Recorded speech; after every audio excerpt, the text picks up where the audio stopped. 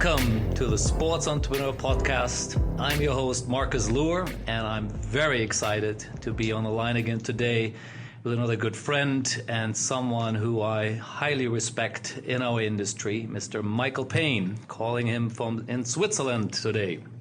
Hi, Michael. Marcus, great to be with you and all of your listeners on your sports marketing podcast. Thank you. And we always do, because we always assume not everyone might know you or know us. So let me give you a little quick introduction to the amazing career Michael's had over the last 40 years. So you started off as a freestyle skier in the late 70s. I think that on its own is already quite unique, being British. But we'll get to that maybe later.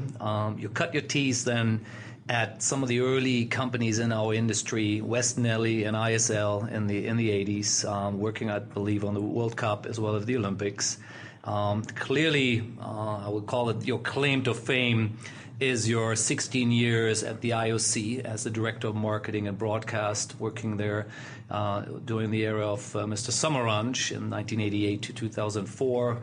I think right after you also were a special advisor to Bernie Ecclestone for many years, as well as WPP to Sir Martin Sorrell, I'm assuming. And now, for the last 15 years, you've been chairman of your own company, Payne Sports Media Strategies, and advising multiple groups, which we'll get to later as well. Advertising Age calls you one of the world's foremost marketeers, and others call you the father of the Olympic branding. I think all amazing titles, of course. You have a great book out called The Olympic Turnaround, which sold 1 million copies in 15 languages around the world. And to maybe just top it off and throw another huge number out there is you've been involved directly at $25 billion worth of deals in our industry. So I want to clap here, but I want to just hand it over to you now to come in here.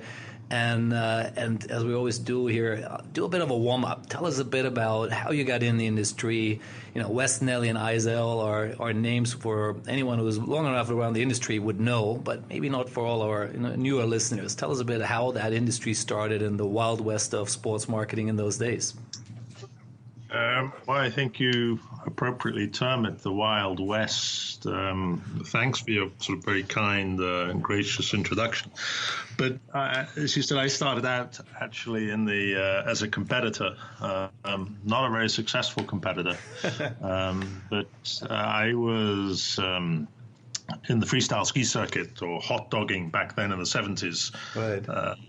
And was on the professional circuit in order to pay for the next flight ticket or the next meal. I had to go and find sponsors. Right. And I was a lot better, shall we say, at finding sponsors than winning any of the competitions. Okay. I decided that maybe I should make a career change, and I started representing some of the skiers and doing some of the shows and working with some of the events, and realized that this was the very beginning of the sports marketing industry. And if I wasn't going to sort of succeed in collecting gold medals competing, why didn't I go back of house? And I looked around as to what were the leading agencies, and there were effectively two. Mark McCormack's IMG, that focused on the athlete endorsement. And a company called West Nelly, set up by a leading TV commentator, Peter West, and a young PR entrepreneur, Patrick Nally. Yes. And they were focused on the event marketing side. And that was the first opportunity I was able to get to go into the industry, and at the very sort of ground level, learn the rudiments of event marketing, from the early days of test match cricket to the tobacco sponsorship with Benson and Hedges and their series of events, through also to the international stage, putting together the first ever World Athletics Championships in Helsinki. Wow. And Patrick Nally and the team were also creating the very foundations of sports marketing in terms of packaging of rights, exclusivity of category, and for many people in the industry, West Nally in the 70s was really like a university, sort of a master's course in sports marketing. So I spent 5 years there. Which exactly were the area you were involved in? Was it already in sales, or was it sort of you doing everything? Like you are in small agencies. So what was exactly your role? Was doing everything. Eventually leading the sort of athletics division, from starting the marathon craze, launching the London Marathon with Chris Brasher, then a series of marathons across Europe, right through to doing the first ever timing contracts for the IAAF with Seiko, a contract or a partnership that I'm pleased to say 40 years later is still running. Amazing. And West Nally was involved in the other great events. They created the first ever Rugby World Cup. They created or reinvigorated the Davis Cup of tennis, and pioneered a new concept called Intersoccer 4, which was the packaging of all of UEFA's soccer rights and FIFA's soccer rights. And so everybody was being pulled into these different projects, and it was an incredible learning curve. I can imagine.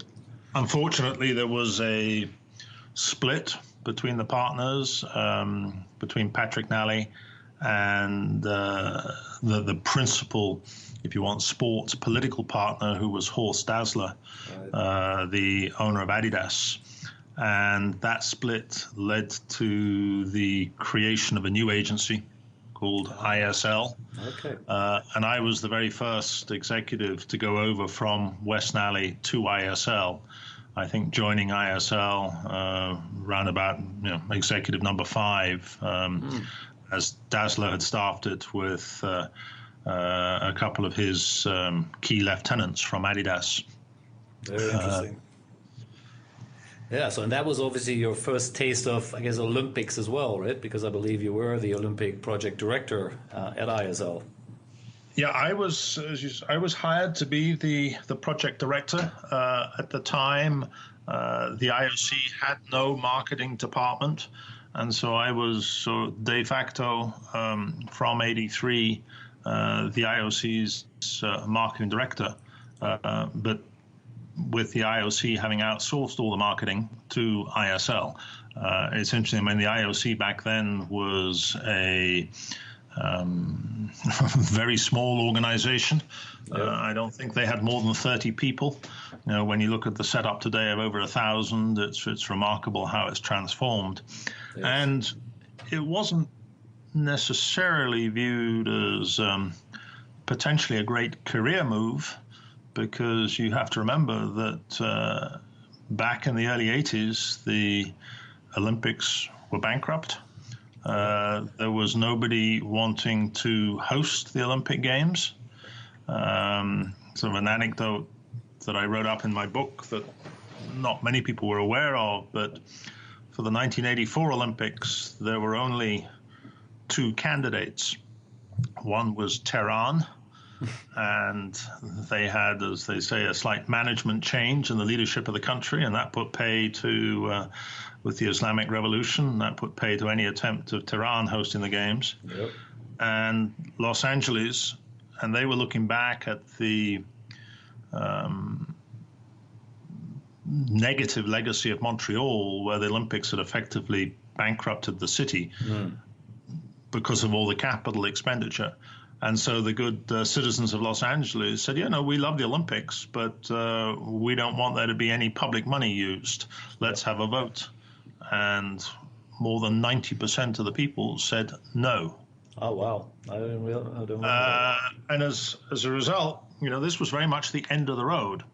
And a lot of the media commentators at the time were writing the obituary of the Olympics, saying, well, it had been wonderful whilst it lasted, but it's become too political, too big. Too expensive. And if by some chance you could persuade a country to stage the games, they'd spend 5-6 years preparing, and then nobody would turn up because you were caught in the Cold War superpowers between the Americans and the Soviet Union. So the outlook, of the Olympics surviving was not great. And sort of packing up home, leaving England, moving to Switzerland to take on this job to create a marketing business strategy for the Olympics. Very exciting, but there were not a lot of supporters saying, yeah, you'll have no trouble pulling that off. I can imagine. And absolutely. I mean, anyone who knows a bit about the Olympics in the 80s, 84 and 88, of course, the early ones there, it was, as you rightly said, highly political and complicated. But maybe as we continue with our discussion here, what do you think really then happened? How does it slowly started to change, and of course became what it is now today? What was sort of in the early days there? Now, we can all point to many things, but what was it really what made that difference? Well, from your point of view. For me, leadership. And leadership encapsulated in one individual, Juan Antonio Samaranch, who was the new IOC president elected in 1980. But initially, even he wasn't very optimistic because he came to the IOC headquarters. He'd been an IOC member for many years, but that's a very sort of hands-off volunteer position. And so for the first time, he had a chance to look at the books, and he decided that the accounts were in such terrible shape that how could he resign the IOC presidency? Right. Fortunately, he didn't, and knuckled down and proceeded to lead the IOC, back from the cliff of oblivion. A combination that was always, the timing was good because in the early 80s you had the beginnings of the media industry understanding the power of sport. And as a result, you started to create a bidding contest between different TV channels. Yep. So that started to put some money in the coffers. Challenged to create a second pillar of revenue, which we eventually succeeded in doing with the top program. So that provided broader financial stability. And then a program to, in some ways, depoliticize the Olympics. By Samaranch having a major outreach program to the political leaders around the world in order that they understood what the Olympics meant and wouldn't continue to sort of scream boycott every time they had a disagreement with the host country. Right. Now, all of that took more than a decade to sort of pull off, and it probably wasn't until Barcelona 92 that it was generally accepted that the Olympics were back and in great health. That was my first Olympic I've ever attended, actually. So you were obviously deep into the action already, and I was a student. But it was an amazing event. I remember that very well. You touched on the top 4 program, and I know you are obviously one of the creators and founders of it. Talk us a bit more through how it came about, what was the thinking behind it, and how you got the first sponsors on board. Maybe just a couple of examples there. I suppose the top program came about initially in discussions between Horst Dassler and Samaranch. Dassler was a close friend of Samaranch, and Samaranch said, look, I need to build and broaden the marketing opportunities here. We'd seen what Los Angeles with Peter Uberoth had succeeded in doing, of for the first time offering exclusivity to a limited number of companies There'd always been sponsorship of the Olympics. The local organizing committees had always reached out to different companies to either get their technology, their products, all financial support. Right. Montreal had, I think, something like 650 different partnerships, but they were not bringing much money. Right. So Uberoth looked at this and said, right, this model's not going to work. How do I create a model? And in that case, it was rarity, exclusivity. But his program in '84 still had a lot of flaws. Dazzler, with Patrick Nally, had been very involved in creating the FIFA model of a limited number of high-profile companies, and said, why don't we do the same with the Olympics? Now, that on paper sounded, great. But there were two small problems that everybody'd forgotten about. One, that the Olympics didn't have any form of advertising in the venues. And all form of sponsorship at the time was defined by having your name on the side of the venue or on the athlete. Yep. And the IOC wasn't prepared to, at least initially, break down that barrier. What the IOC did have was an incredibly valuable mark, the 5 rings, possibly the most recognized symbol in the world, a symbol that had tremendous value proposition. And the idea of licensing that to companies for their marketing programs it was an interesting proposition.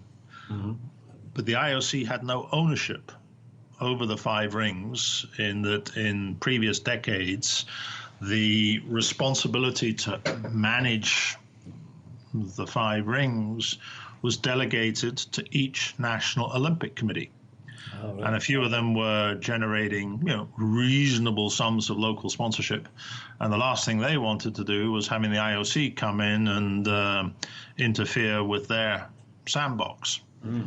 So we actually had to, first of all, before we could actually go and sell anything to the sponsors, had to go and negotiate with what then was 160 different National Olympic Committees in countries.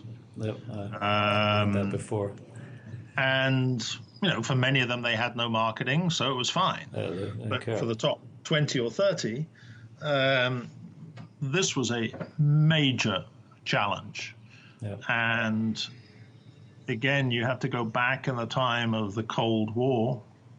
I recall one, negotiation one time with the American Olympic Committee. And it wasn't just one round of negotiations. It might have been 50 rounds of negotiations. But in one of those rounds was with the vice president of the United States Olympic Committee. And he said, so explain this top program to me again. You're going to go and sell to international companies. And he said, like Coca-Cola or Kodak. And he said, yeah, that's the plan. You're going to go and sell to American companies, Coca-Cola and Kodak. And I said, well, they may be American headquartered, but these are global companies. And then you're going to go and take the money and distribute it around the world to all the countries. And we said, yeah, that's the plan. And the guy, the vice president, looked at me and said, do you think I'm crazy? That I'm going to go and let you take American money and give it to the communists so they can steal our gold medals? Wow. Welcome to the Cold War. Mm.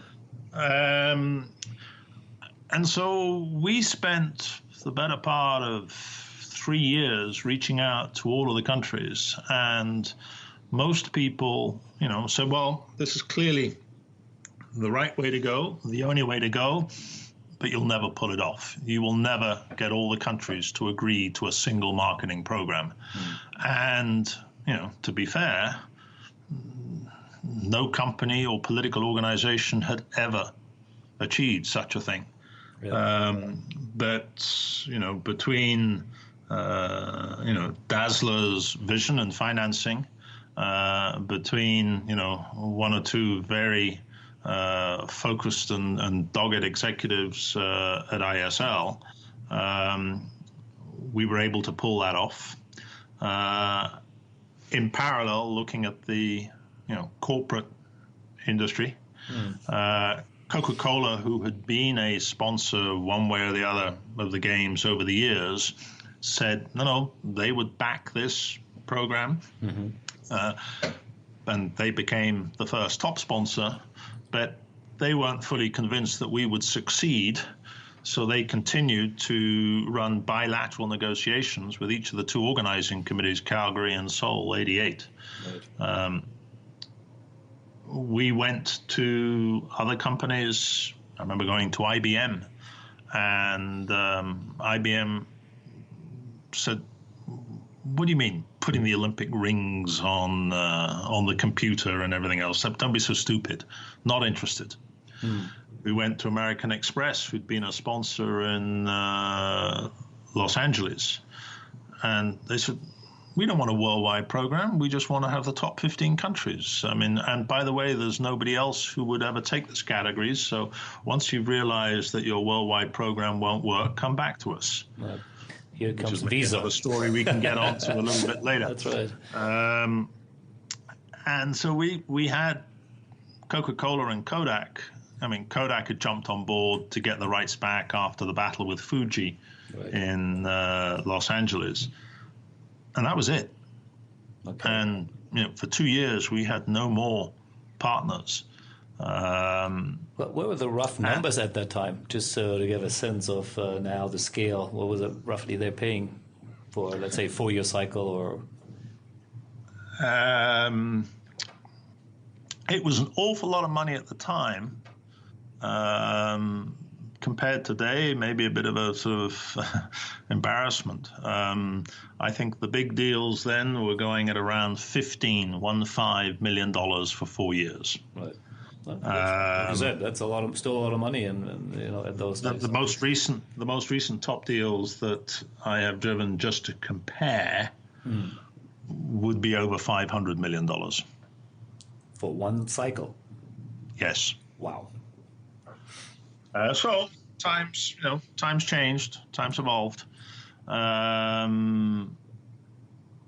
it wasn't until we bought Visa and 3M into the Olympic program that we really got the momentum that people felt, no, this was now, there was something there that was working. And what was most interesting about Visa and 3M was they had no history of sports marketing. And so they approached this with a completely fresh perspective. Rather than being in the promotions department and saying, "Oh, yeah, we got a sports event. Okay, go and stick the name on the venue. Go and get a couple of tickets, and if you were lucky, do an ad hoc promotion." They came at this with the view of, we want to transform the brand image of our company, and we think the Olympics could be a very good vehicle to achieve that. And as a result, they integrated the Olympics into everything they did, and it became the platform to transform the company. In Visa's case, it was to take on American Express. In 3M's case, it was to showcase innovation and create a vehicle that could unite 11 disparate divisions, from post-it notes to medical care. And when the industry began to see the results from those two marketing programs, they said, no, this is different. And that, basically then gave us the runway going forward to have a completely different discussion and dialogue with the industry. Yeah. Yeah, and I use Samsung, another great example. I think who they became, and I always say on the back of the Olympics as well, right? It was a Korean, electronics company, nowhere near the Sonys and the big Japanese at that time. not known for top quality or anything of that matter. And I think with that Olympic program, just went, as we all know, now is one of the biggest brands on the planet. So I think the Olympics have shown that companies who are coming in and doing it in the right way are just having huge, it provides a massive platform for them. You got another interesting example. I know let's touch on maybe one of the more recent ones where as you mentioned earlier, you've been involved in with Alibaba. Again, another massive company, but more Chinese focus, obviously, right? Most people would know them really from China. How they're looking to use the Olympics globally, and what's their big plan behind it? You're right that with the correct vision and strategy, the games can be, or the Olympic brand can be transformative, and it was for Samsung. Who was didn't even break into the top 100 of global brands, and they used the Olympics and subsequently the broader sports platform to develop their global profile and position. Absolutely. And within 3-4 years, they were in the top 15 global brands. Yep. Alibaba is rolling out its sort of global footprint beyond China, very much on the back of the Olympics.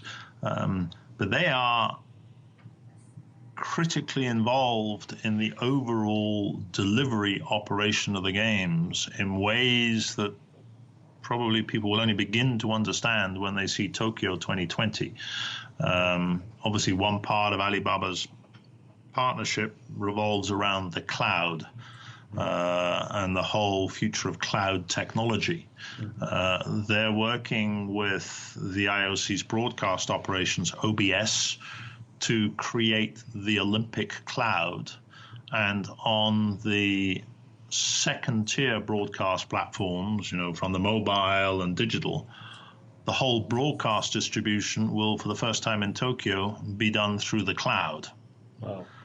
In a way that the IOC is even saying that by 2028, there might no longer be the need to have an international broadcast center, because the cloud will take over the whole distribution engagement of the signals back to the main broadcasters.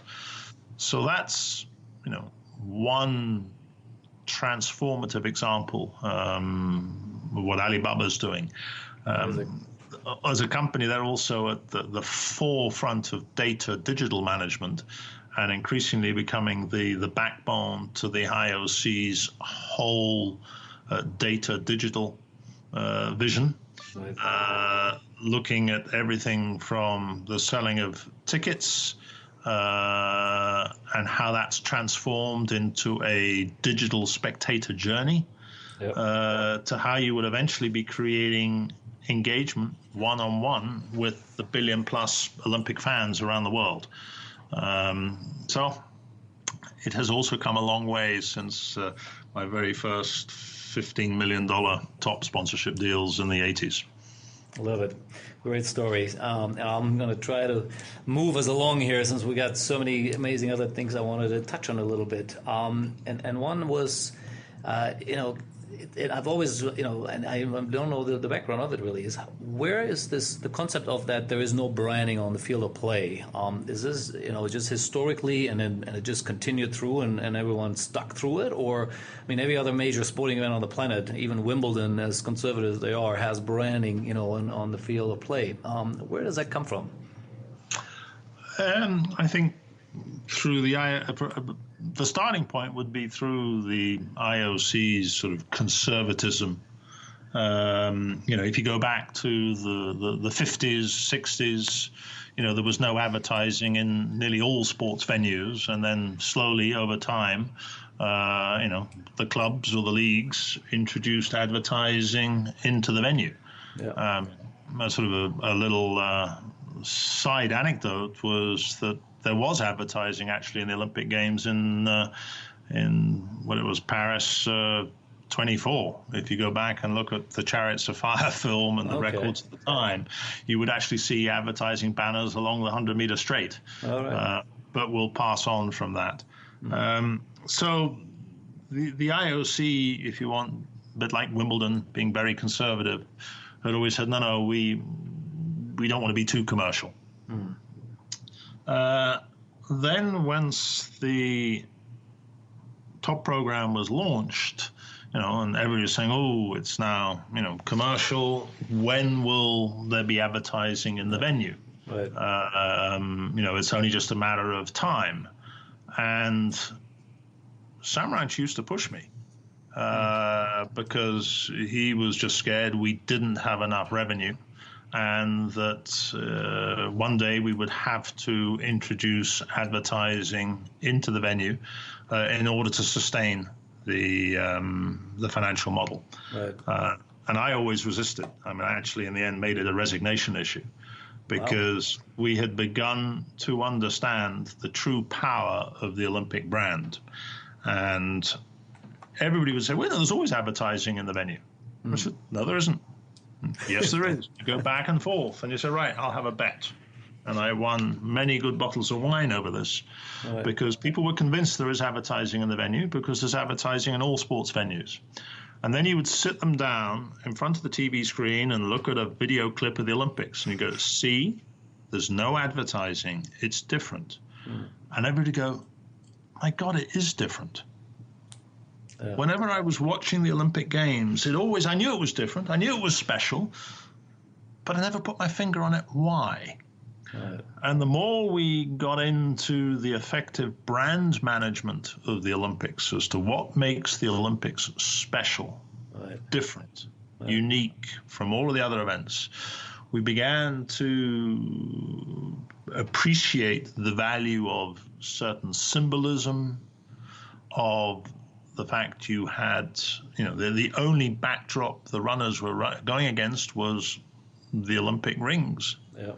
And Sam Ranch never believed me.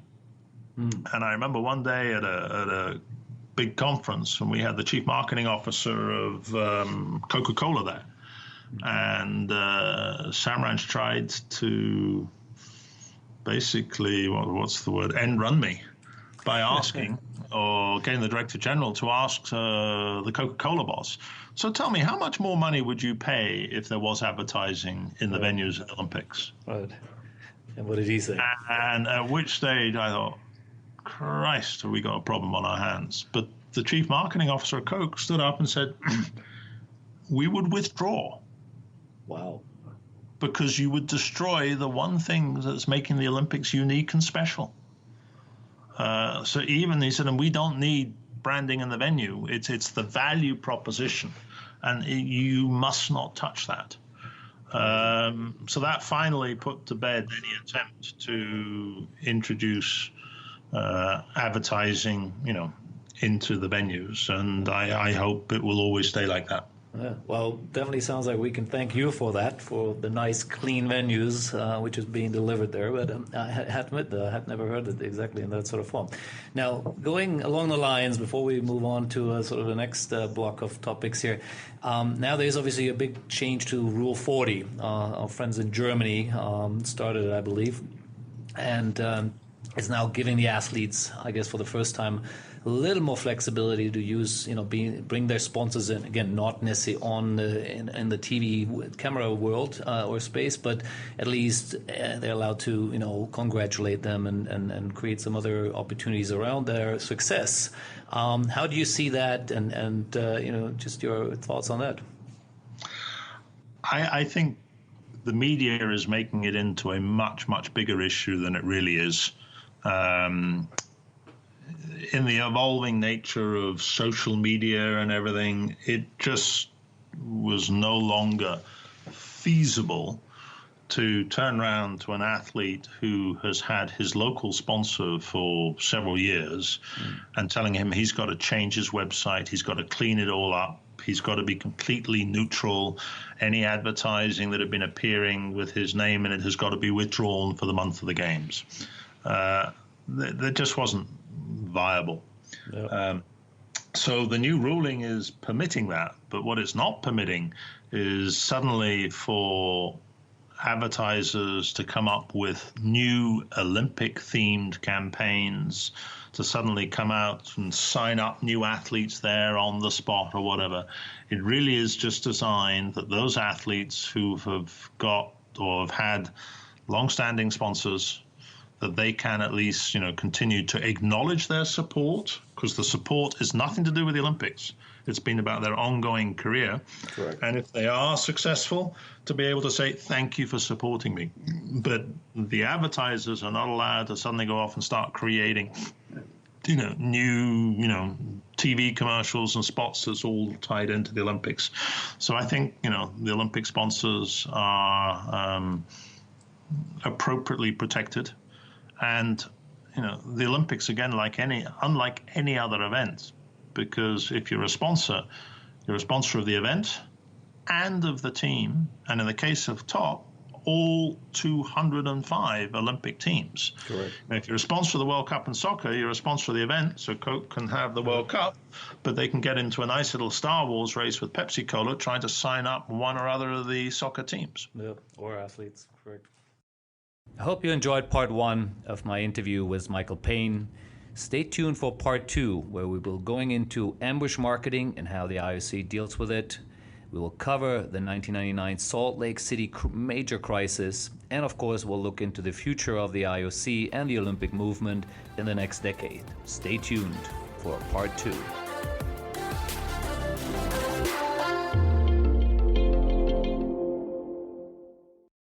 The Sports Entrepreneurs by Marcus Luer podcasts are a collection of interviews and stories. All content in this podcast is the copyright of Marcus Luer. Reproduction and distribution of the presentation without written permission of the owner is prohibited. All rights reserved.